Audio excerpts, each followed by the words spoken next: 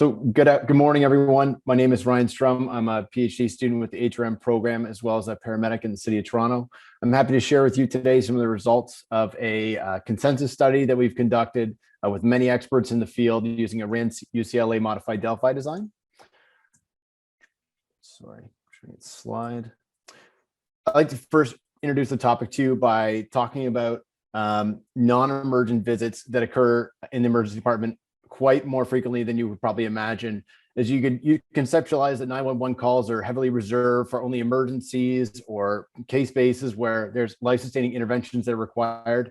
This is simply not the case. And most of the literature that's come out is usually in the emergency medicine field and has not been moved towards the non-emergent patients, which is part of my PhD work.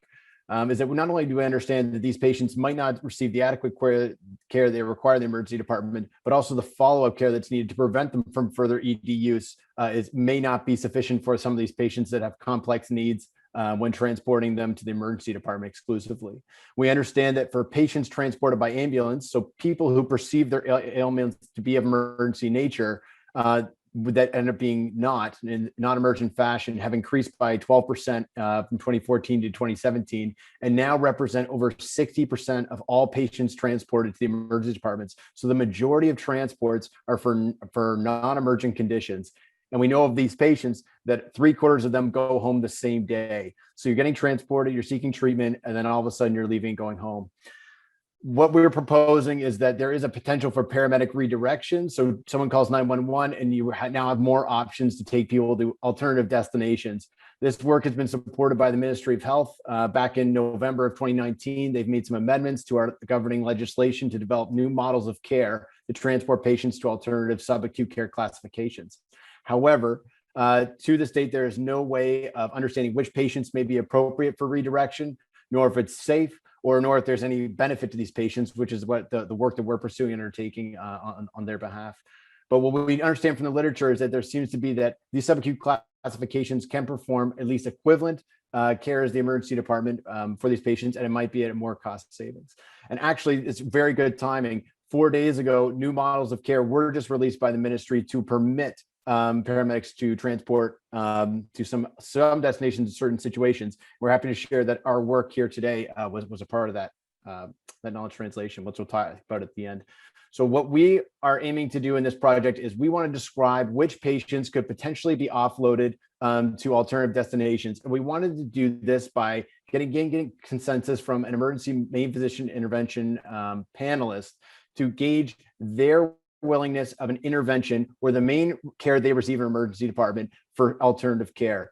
Other classifications rely very heavily on diagnostics and other factors that may not be appropriate for paramedics in the pre-hospital field prior to where diagnosis is obtained.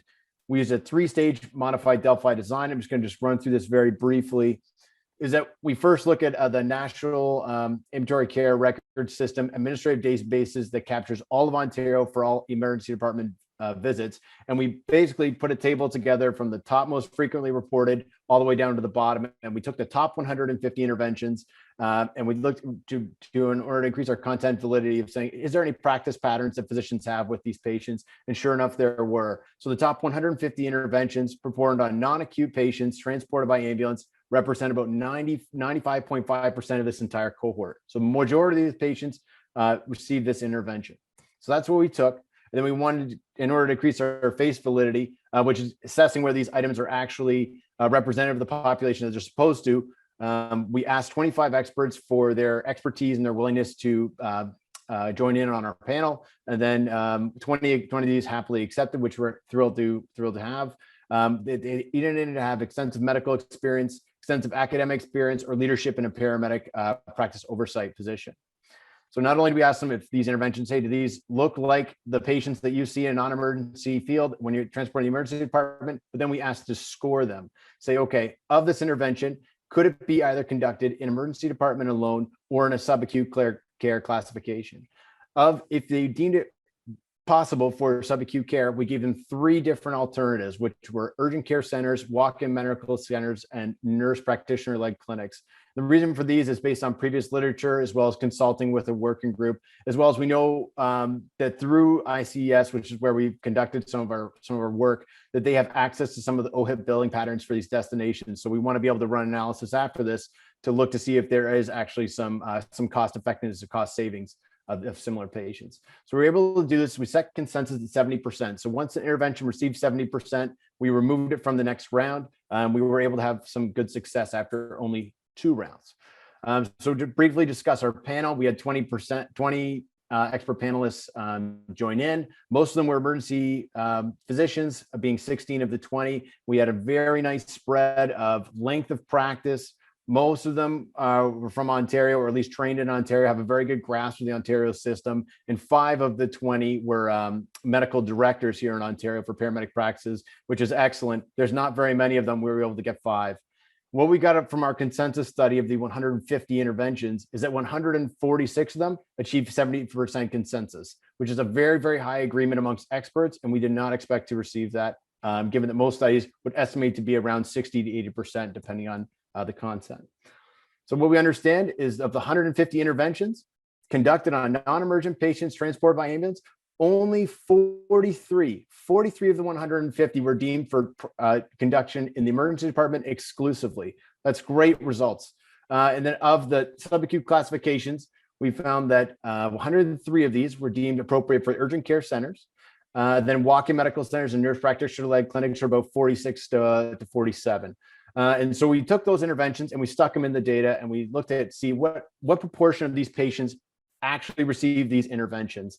And we see that of all patients transported by ambulance in Ontario, the majority of them could be conducted in either urgent care centers or an urgent care or a general practice setting. So we lumped walk-in medical centers and nurse practitioner-led clinics together to call what we call general practice, due to the high agreement that exists between those 2 classifications. And of course, the extra 5% that we know weren't included in this study, which is remarkable. A lot of these patients, they may not need care at the emergency department, may not be appropriate. So what we found is that the majority of interventions or patients that are most frequently recorded intervention performed in ED could be conducted in alternative care settings. Diagnostic imaging was by far the leading limitation in the differences between the care settings, but it was not physician skill or physician interpretation. There's a very, very high confidence in primary care to address these non-emergent complaints.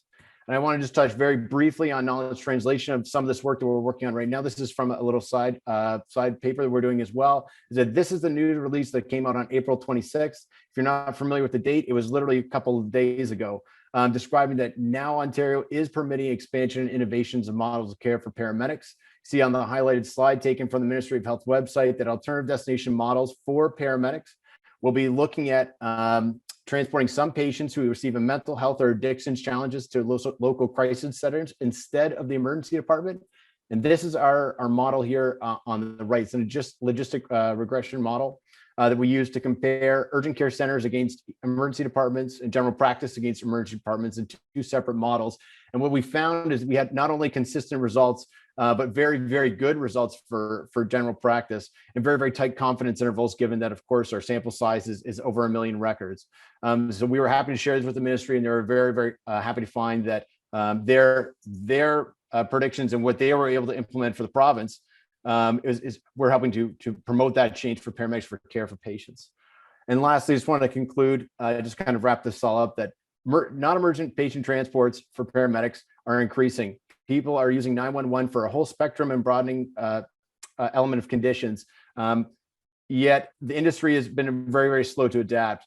And what we know from this study, and hopefully subsequent studies, is that the majority of these interventions that people receive in emergency departments could be received somewhere else. And if you could receive the equivalent care, or possibly even better at a reduced cost, that is going to benefit not only the patient, not only paramedic services, but also the healthcare sector as a whole.